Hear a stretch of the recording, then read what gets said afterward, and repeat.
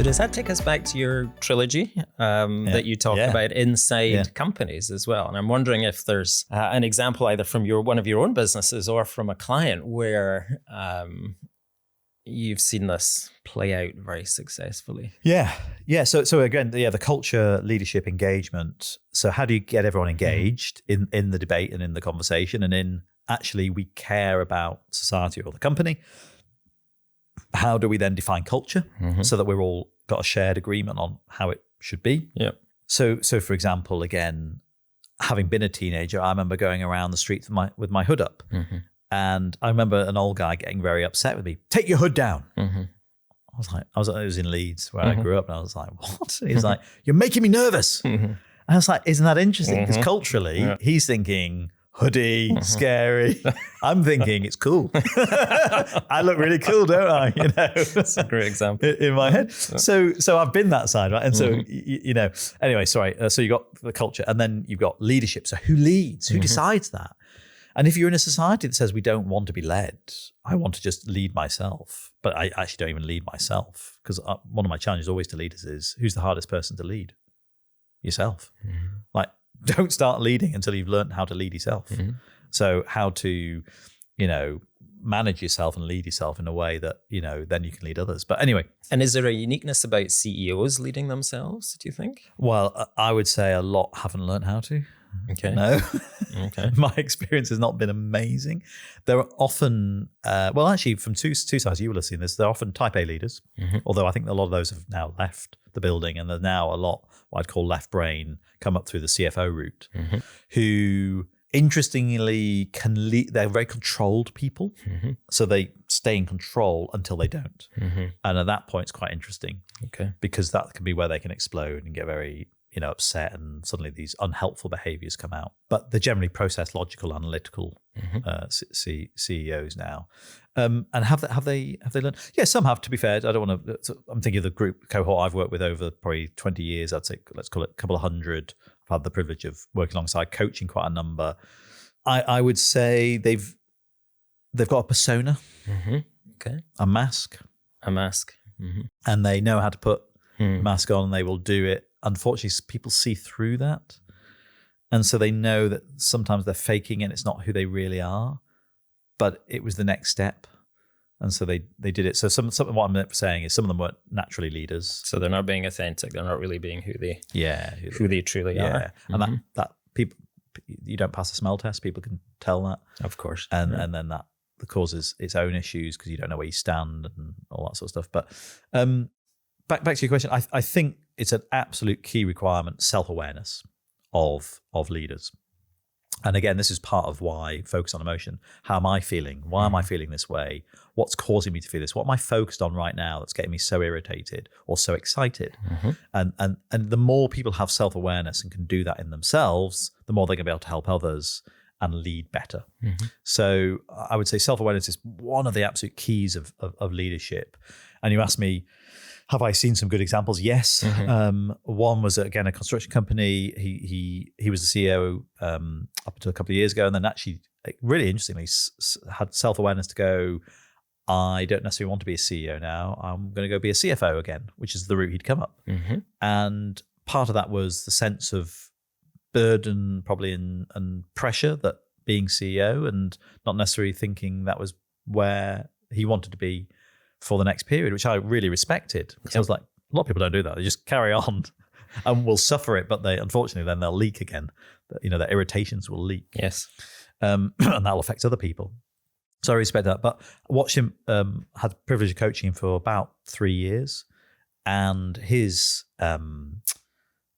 leadership was always very self-aware. So it would start from knowing how he was thinking and feeling. And because of that, it gave him great EQ, because he'd know how he was coming across and how his emotions were landing with other people. And he could read other people's emotions pretty well and therefore adjust to what was required for the situation.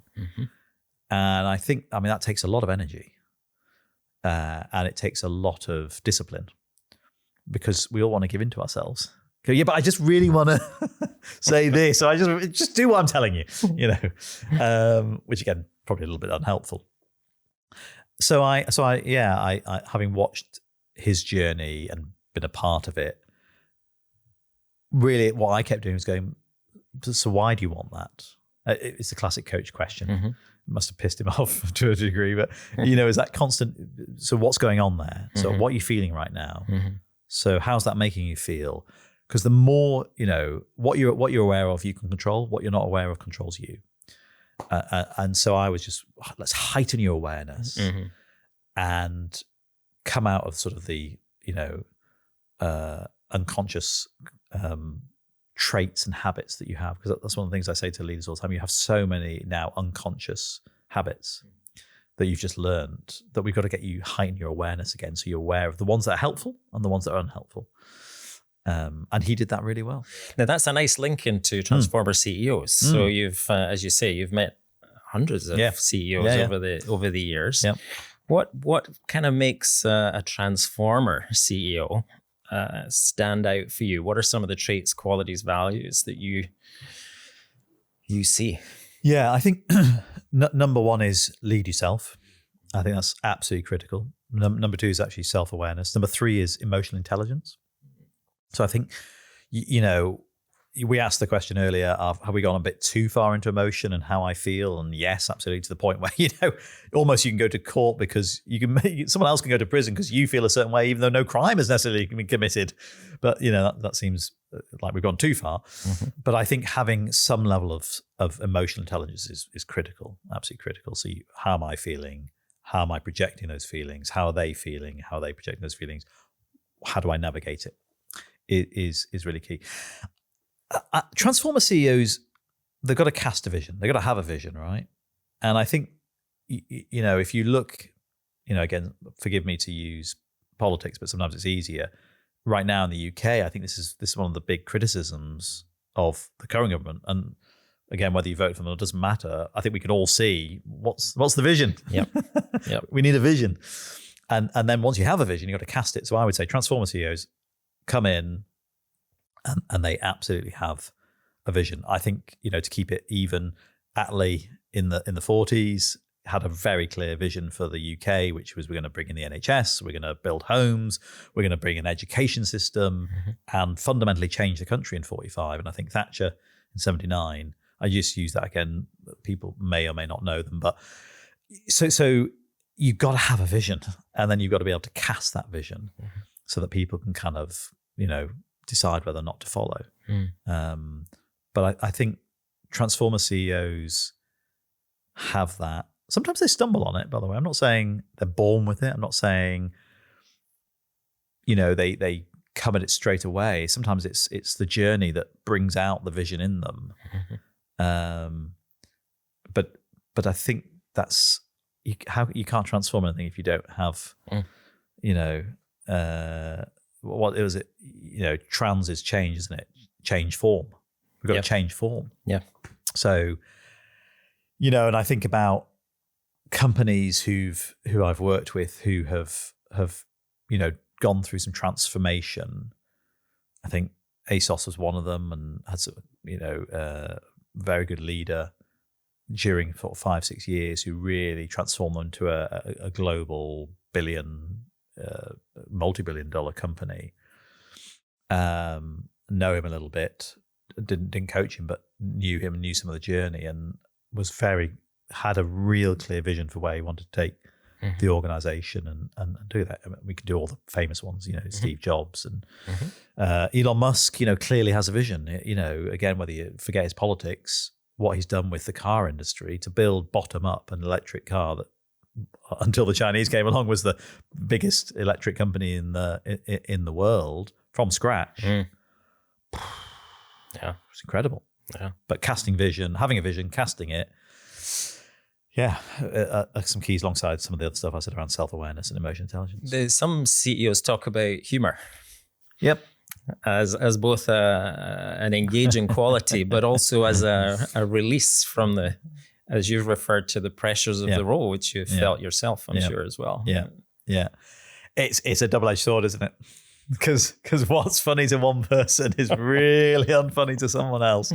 I am a person who has got it right and wrong on occasions with humor, and I think because there's so many overlays with humor, and there's culture, there's age, stage, there's your own quirks of what you think is funny.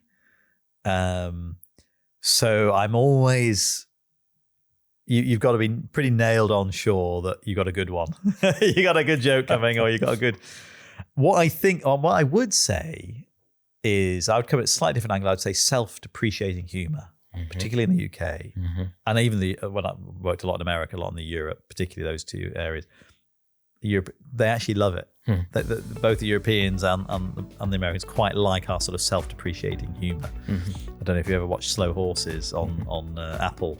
I mean, the whole setup is how useless we are, and yet somehow we find our way through. But the joke is kind of on us. We're laughing at ourselves.